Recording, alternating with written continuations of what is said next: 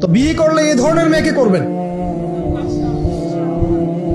রূপের সৌন্দর্য দেখে, টাকা পয়সা দেখে আর অন্যান্য বিষয়গুলো দেখে এত বেশি ইমপ্রেসড হওয়ার দরকার নেই। আপনি দেখবেন দিনদারিতা আছে কিনা।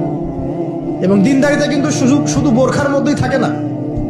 আপনাকে কথা বলে প্রশ্ন উত্তরের মাধ্যমে পাত্রী দেখার সময় এগুলো যাচ করতে হবে।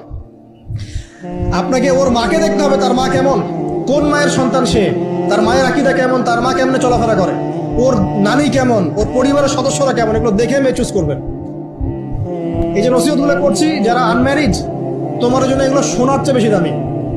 কারণ এই ডিসিশনটা এত গুরুত্বপূর্ণ যে জীবনে যদি এটাতে ভুল করে ফেলেন কখনো, সারাটা জীবন আপনাকে এই বোঝা টানতে হবে।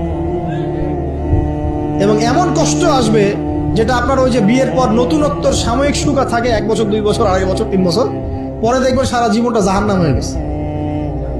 তো একটা নসিহত, বাড়ির স্ত্রীরা এবং বোনরা যদি হাজেরা আলাইহিস সালামের মতো হতে পারে ইনশাআল্লাহ তাআলা,